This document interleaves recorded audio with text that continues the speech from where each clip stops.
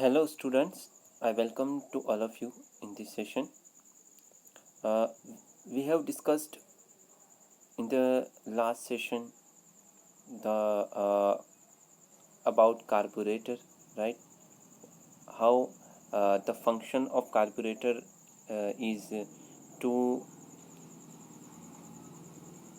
deliver the homogeneous or chemically correct air fuel ratio to the combustion chamber.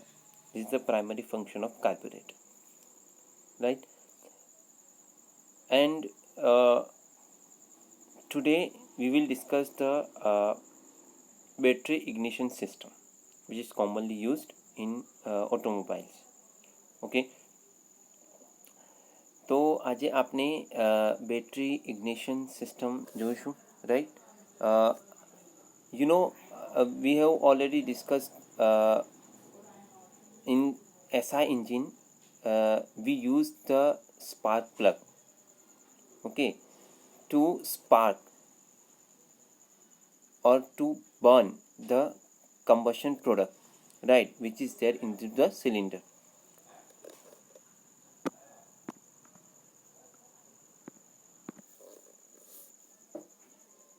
So we generally use the spark plug to ignite the combustion product into the cylinder. તો આપણે આ spark plug આપણે એના માટે આપણે આજે spark ignition system જોઈશું, જેને બેટરી કોઇલ ઇગ્નિશન સિસ્ટમ પણ કહે છે, રાઈટ? તો અહીંયા એક સ્કીમેટિક ડાયાગ્રામ આપ્યો છે. તો we see different components of this battery ignition system. તો અહીંયા બેટરી આપેલી છે, રાઈટ? અહીંયા ઇગ્નિશન સ્વિચ છે, રાઈટ? અહીંયા એ મીટર છે ટુ મેઝર ધ કરંટ. આ છે primary coil, right? Primary coil એ કન્ડેન્સર, આ કન્ડેન્સર છે અને આ કોન્ટેક્ટ બ્રેકર છે, રાઈટ? અને એને ગ્રાઉન્ડ સાથે કનેક્ટ કરેલી છે. હવે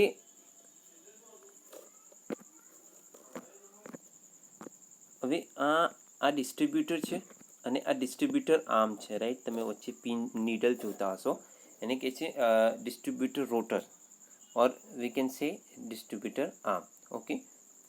હવે આ છે spark plug. We have here use the 4 cylinder, okay? Therefore we use the 4 spark plug. This one is spark plug, this is the cylinder body, right? And they have connected with the ground, right? હવે આ છે induction coil, જેને આપણે કહીશું એક induction coil હોય છે, okay? Or we can say okay capacitor coil. અને આ છે distributor, we have already discuss. તો ये clearly see battery coil ignition system 4 cylinder engine, right? તો 4 cylinder માટેની આ એક ઇગ્નિશન સિસ્ટમ ડ્રો કરી છે સ્કીમેટિક. હવે આ સિસ્ટમમાં ઇન્ડક્શન કોઇલમાં જરૂરી ઉચ્ચ વોલ્ટેજ પેદા કરવા માટે બેટરી વપરાય છે. અહીંયા તમે બેટરી જોતા હશો. ધીસ આ બેટરીનો voltage generally V use the 10 to 12 voltage battery we use in the system, which is the very low voltage. This is not sufficient to ignite the charge, right? Or do not sufficient to create the spark, right? તો આટલો voltage પૂરતો હોતો નથી to ignite the charge.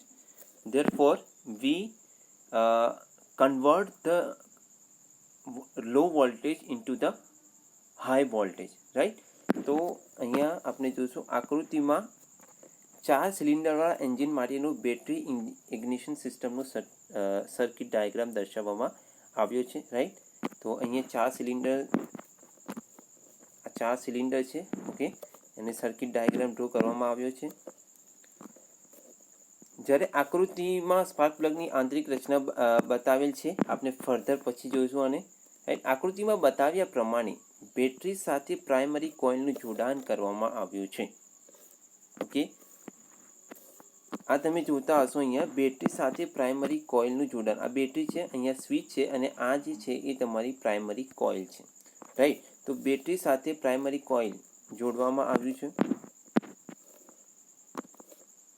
તેમાં current માપવા માટે ammeter જોડેલું હોય છે, રાઈટ. આ કરંટ માપવા માટે એમીટર વચ્ચે to measure the current we use the ammeter.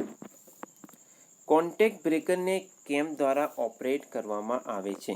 Okay, આ કોન્ટેક્ટ બ્રેકર જે છે, આ કોન્ટેક્ટ બ્રેકર છે, એને ઓપરેટ કરવા માટે અહીંયા તમે જોતા હશો એ કેમ છે, રાઈટ. આ કેમ દ્વારા કોન્ટેક્ટ બ્રેકરને આપણે ઓપન અને ક્લોઝ કરીએ છીએ. આ કોન્ટેક્ટ પોઈન્ટ છે, કોન્ટેક્ટ પોઈન્ટ છે આ બે, એને આપણે ઓપન અને ક્લોઝ આ કોન્ટેક્ટ બ્રેકર દ્વારા, ઓકે, કોન્ટેક્ટ બ્રેકર દ્વારા જે કેમ છે એ કોન્ટેક્ટ બ્રેકરને આપણે ઓપન અને ક્લોઝ કરીએ છીએ કેમ દ્વારા. તો એ જ લખ્યું છે કોન્ટેક્ટ બ્રેકરને કેમ દ્વારા ઓપરેટ કરવામાં આવે છે, right. Again V see this is the contact breaker અને ધીસ ઇઝ ધ આર્મ. તો આ કોન્ટેક્ટ બ્રેકર જે છે એને આ કેમ દ્વારા ઓપરેટ કરવામાં આવે છે, એટલે ઓપન અને ક્લોઝ કરવામાં આવે છે. કોન્ટેક્ટ બ્રેકરના કારણે પ્રાઇમરી સર્કિટ ઇગ્નિશન પોઈન્ટ ઉપર ખુલી જાય છે. ઓકે, કોન્ટેક્ટ બ્રેકર જે છે એના કારણે પ્રાઇમરી જે સર્કિટ છે ઇગ્નિશન પોઈન્ટ ઉપર ખુલી જાય છે. ઇગ્નિશન પોઈન્ટ એટલે આ જે પ્રાઇમરી સર્કિટ જે છે પ્રાઇમરી ઇગ્નિશન પોઈન્ટ ઉપર ખુલી જાય છે. કે જ્યારે ઇગ્નિશન થાય છે ત્યારે એ ખુલી જાય છે, મતલબ ઓકે, જ્યારે ઇગ્નિશન થાય છે સિલિન્ડરમાં ઇગ્નિશન થાય છે ત્યારે આ ઓપન થઈ જાય છે, ખુલી જાય છે, રાઈટ. આથી ઇલેક્ટ્રોમેગ્નેટિક ફિલ્ડ કોલેપ્સ થઈ જાય છે અને સેકન્ડરી ઇન્ડક્શનમાં કોઇલમાં ઉચ્ચ વોલ્ટેજ પેદા થાય છે. ઓકે, તો આ જેવું ઓપન થાય છે, ખુલી જાય છે ત્યારે અહીંયા જે ઈએમએફ ઇલેક્ટ્રોમેગ્નેટિક ફોર્સ, ઓકે, એ રિડ્યુસ થાય છે, રાઈટ, કલેપ્સ થાય છે.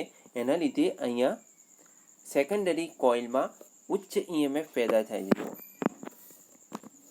સેકન્ડરી ઇન્ડક્શન કોઇલમાં ઉચ્ચ વોલ્ટેજ પેદા થાય છે, રાઈટ. એટલે જે પ્રાઇમરી કોઇલ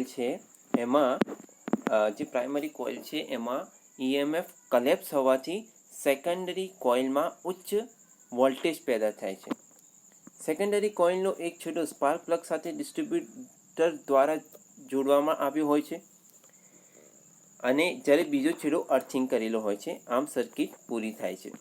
તો યુ હેવ સીન હિયર જે સેકન્ડરી કોઇલનો એક છેડો આ સ્પાર્ક પ્લગ સાથે જોડેલો હોય છે. જો અહીંયા તમે આ પોઈન્ટ જોતા હશો 1, 2, 3 and 4, આ છે જે રોટરમાં, જ્યારે આ રોટર માન લો કે જ્યારે રોટર જે છે રોટરની અંદર સ્પિન્ડલ તમે જોતા હશો એ જ્યારે 4 નંબરના કોન્ટેક્ટ સાથે મતલબ કોન્ટેક્ટમાં આવે છે, રાઈટ, ત્યારે 4 નંબરનો જે બ્લોક છે આ છે 4 નંબરનો જે સિલિન્ડર બ્લોક છે અહીંયા સ્પાર્ક થાય છે, રાઈટ. એટલે જ્યારે પણ આ રોટર ફરીને જો સેકન્ડ પર આવશે તો સેકન્ડ નંબરનો જે સ્પાર્ક પ્લગ છે આ રહ્યો એ ઇગ્નાઇટ થશે. એમ each and every contact, right, જેમ દરેક કોન્ટેક્ટ આગળથી એ કોન્ટેક્ટમાં આવશે, મતલબ જે પોઈન્ટ આગળ એ કોન્ટેક્ટમાં આવશે એ પોઈન્ટનો સ્પાર્ક પ્લગ સ્પાર્ક થશે, રાઈટ, ઇગ્નાઇટ થશે એ સિલિન્ડર. તો એ જ અહીંયા દર્શાવ્યું છે. આમ સર્કિટ પૂરી થઈ. કન્ડેન્સરને લીધે કોન્ટેક્ટ પોઈન્ટ ઉપર સ્પાર્ક થતો નથી. ઓકે, કન્ડેન્સરને લીધે કોન્ટેક્ટ પોઈન્ટ ઉપર સ્પાર્ક થતું નથી. આકૃતિમાં 4 સિલિન્ડરવાળા એન્જિન માટેની ઇગ્નિશન સર્કિટ બતાવવામાં આવેલ છે.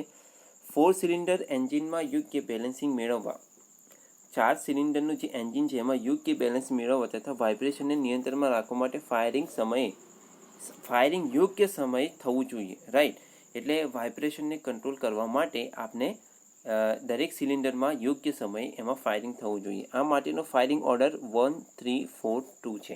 એટલે કે પહેલા સિલિન્ડરમાં ઇગ્નાઇટ થાય, પછી ત્રીજા સિલિન્ડરમાં થાય, ધેન ફોર્થ સિલિન્ડરમાં થાય અને સેકન્ડમાં થાય. એટલે આ રીતે આપણે ક્રમ ગોઠવવા, સિક્વન્સમાં ગોઠવવા કે પહેલા સિલિન્ડરમાં થશે ઇગ્નાઇટ, પછી થર્ડ સિલિન્ડરમાં સ્પાર્ક જનરેટ થશે, ધેન 4 એન્ડ ધેન 2.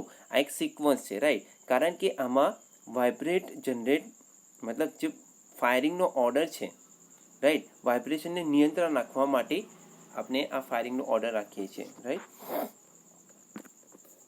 તો યોગ્ય સમયે યોગ્ય સ્પાર્ક પ્લગને કરંટ પહોંચાડવા માટે ડિસ્ટ્રીબ્યુટરનો ઉપયોગ કરવામાં આવે છે. એટલે યોગ્ય સમયે યોગ્ય સિલિન્ડરમાં સ્પાર્ક પહોંચાડવા માટે અહીંયા જે ડિસ્ટ્રીબ્યુટર છે એનો ઉપયોગ કરવામાં આવે છે, રાઈટ. હવે આકૃતિમાં ઉચ્ચ વોલ્ટેજનું રૂપાંતરણ તણખામાં સ્પાર્કમાં કરવામાં એટલે સ્પાર્કમાં કરવામાં આવે છે. જો જ્યારે આ ડિસ્કનેક્ટ થાય છે ત્યારે આ કેપેસિટરમાં જે સ્ટોર એનર્જી, હવે આ કન્ડેન્સર જે છે આ કન્ડેન્સર છે જેને આપણે કેપેસિટર પણ કહીએ છીએ, રાઈટ.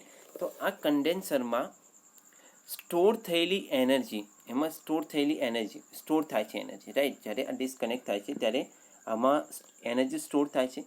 પછી જ્યારે કરંટ બંધ થાય છે ત્યારે અહીંયા જે ઉત્પન્ન થયેલો જે ફ્લક્સ છે એ કલેક્ટ થાય છે. ધેન શું થાય છે, આમાં જે સ્ટોર થયેલી એનર્જી છે, કન્ડેન્સરમાં સ્ટોર થયેલી જે એનર્જી છે એ બેક થઈને ફરી જે પહેલી પ્રાઇમરી કોઇલ છે એમાં રિવર્સમાં જાય છે, રાઈટ. રિવર્સ થાય છે કરંટ અને ઉચ્ચ વોલ્ટેજ અપ ટુ 250 વોલ્ટેજ ઉત્પન્ન થાય છે પ્રાઇમરી કોઇલમાં. હવે આ વોલ્ટેજના લીધે સેકન્ડરી કોઇલમાં ઊંચા પ્રમાણમાં વોલ્ટેજ પેદા થાય છે up to 10 kilo volt to 25 kilo volt, right. તો આ ઉચ્ચ વોલ્ટેજ ડેવલપ થવાને લીધે ઓકે શું થાય છે, જ્યારે પણ જે રોટર દ્વારા એ વોલ્ટેજ સ્પાર્ક પ્લગને ઇગ્નાઇટ કરવા માટે ફર્ધર એનો યુઝ થાય છે, રાઈટ. એટલે આ જે હાઈ વોલ્ટેજ ડેવલપ થયો 10 kilo volt to 25 kilo volt એ આપણે જે ઇગ્નિશન જે સ્પાર્ક પ્લગ એટલે કમ્બશન પ્રોડક્ટને દહન કરવા માટે તેનો ઉપયોગ થાય છે. તો અહીંયા આપણે એ જ કહે છે કે રૂપાંતર તણખામાં સ્પાર્કમાં કરવામાં આવે છે. સ્પાર્ક પ્લગ સિલિન્ડરના કમ્બશન ચેમ્બરમાં બેસાડેલો હોય છે. You have already discuss, right. તો સિલિન્ડર ચેમ્બરમાં એને બેસાડેલો હોય છે સ્પાર્ક પ્લગને. પિસ્ટન જ્યારે ટીડીસી પર આવે છે ત્યારે જ સ્પાર્ક પ્લગ દ્વારા સ્પાર્ક થાય એવી ગોઠવણી કરવામાં આવે છે. એટલે જ્યારે પિસ્ટન ટીડીસી પર આવશે કોમ્પ્રેશન સ્ટ્રોક દરમિયાન ત્યારે એના ઉપર સ્પાર્ક થશે, રાઈટ, તણખો થશે એવી ગોઠવણ કરવામાં આવે છે. સ્પાર્ક પ્લગમાં electrode, metal screw, metal tongue, casing એટલે આ જે સ્પાર્ક પ્લગનું કન્સ્ટ્રક્શન બતાવ્યું છે એમાં ઇલેક્ટ્રોડ હોય છે, રાઈટ. વચ્ચે એક ઇલેક્ટ્રોડ આ રીતે હોય છે. પછી મેટલ હોય છે, મેટલ સ્ક્રૂ હોય છે ઉપર. Then metal tongue casing, right, terminal વગેરે આવેલા હોય છે. મેટલ ટંગ અને ઇલેક્ટ્રોડ વચ્ચે 0.45 ટુ 0.60 mm જેટલી જગ્યા એટલે ગેપ રાખવામાં આવે છે. એટલે જે ઇલેક્ટ્રોડ છે અને એની ટંગ જે છે એની ટંગ આ રીતે હોય છે અને આ બે વચ્ચેનું અંતર અહીંયા દર્શાવ્યું છે 0.45 ટુ 6 mm જેટલું જગ્યા રાખવામાં આવે છે. એટલે આ ગેપ જે છે એ બ્રેક કરવા માટે આપણે ઉચ્ચ હાઈ વોલ્ટેજ જનરેટ કરીએ છીએ, બરાબર, કેપેસિટર દ્વારા. તો ઇગ્નિશન સિસ્ટમ 6 વોટથી 24 વોટ સુધીની બેટરી વપરાય છે, રાઈટ. આ જે ઇગ્નિશન સિસ્ટમમાં 6 વોટ ટુ 24 વોટ સુધીની બેટરી વપરાય છે, જ્યારે 6000 વોટથી 1000 વોટ સુધીની ઉચ્ચ વોલ્ટેજ પેદા કરવામાં આવે છે, રાઈટ. 6000 ટુ 10,000 વોલ્ટ સુધીની ઉચ્ચ વોલ્ટેજ પેદા કરવામાં આવે છે, જે આપણે ઉપર ઓલરેડી ભણ્યા. હવે આ બેટરી ઇગ્નિશન સિસ્ટમના ફાયદા શું છે તો વન બાય વન આપણે જોઈ લઈએ. એક, સ્ટાર્ટિંગ તેમજ આઇડલિંગ વખતે ઓછી સ્પીડમાં સારું સ્પાર્કિંગ આપે છે. સેકન્ડ, શરૂઆતનો ખર્ચ ઓછો છે તેથી આ સિસ્ટમ કાર તેમજ વ્યાપારી વાહનોમાં વપરાય છે. Initial cost is less, therefore it is used in cars as well as જે કોમર્શિયલ વ્હીકલ એટલે વેપારી વાહનોમાં વપરાય છે. મેન્ટેનન્સ ખર્ચ પણ ઓછો રહે છે, રાઈટ. ડિસ્ટ્રીબ્યુટર ડ્રાઈવ સાદી તથા સરળ હોય છે. એન્ડ ફાઇનલી સ્પાર્ક ટાઈમિંગના એડજસ્ટમેન્ટથી સંપૂર્ણ ઇગ્નિશન સિસ્ટમ ઉપર વિપરીત અસર થતી નથી, રાઈટ. આડ ઇફેક્ટ થતી નથી. બેટરી ઇગ્નિશન સિસ્ટમના ગેરફાયદા, એક, બેટરી ડિસ્ચાર્જ હોય તો એન્જિન સ્ટાર્ટ થતું નથી, રાઈટ. બેટરીને નિયમિતપણે ચકાસવી પડે છે. ઓકે, એનું મોનિટર કરતું રહેવું પડે છે, ચકાસવું પડતું રહેવું. જો લો હોય બેટરી, ડિસ્ચાર્જ હોય તો એન્જિન સ્ટાર્ટ થતું નથી, તે વધારે જગ્યા રોકે છે. ઓકે, ત્રણ, વાયરિંગ અટપટું હોય છે. અને ફાઇનલી એન્જિનની ઝડપ વધતા સ્પાર્કની તીવ્રતા ઘટે છે. તો આપણે we have discuss today battery ignition system, એટલે એના જુદા જુદા કમ્પોનન્ટ જે છે, બેટરી છે, કેપેસિટર છે, પ્રાઇમરી કોઇલ છે. ઓકે, ફર્સ્ટ ઓફ ઓલ બેટરીમાંથી જે આપણે યુઝ કરીએ છીએ 10 વોલ્ટ ટુ 25 વોલ્ટની બેટરી હોય છે, જે લો વોલ્ટેજ છે. Then ignition switch. Okay, ignition switch on કરતાં જે પ્રાઇમરી કોઇલમાંથી કરંટ ફ્લો થાય છે એ જાય છે જે આપણું બ્રેકર છે. ઓકે, એ બ્રેકર કોન્ટેક્ટમાં ના હોય, એટલે ઓપન હોય ત્યારે કેપેસિટર ચાર્જ થાય છે, right. Capacitor or condenser, it acts like a reservoir. તો એ કન્ડેન્સરમાં મતલબ સ્ટોર થાય છે, રાઈટ. હવે જ્યારે જે બ્રેકર છે એ ડિસ્કનેક્ટ હશે ત્યારે કેપેસિટરમાંની સ્ટોર થયેલી એનર્જી બેક થશે.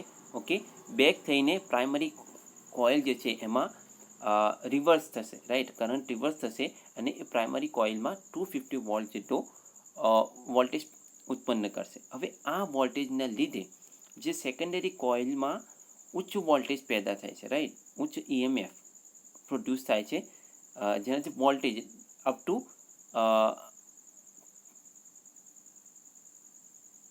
10 કિલોવોલ્ટ ટુ 25 કિલોવોલ્ટ. ઓકે, આ વોલ્ટેજનો ઉપયોગ આપણે રોટર દ્વારા, ઓકે, જુદી જુદી સિલિન્ડરમાં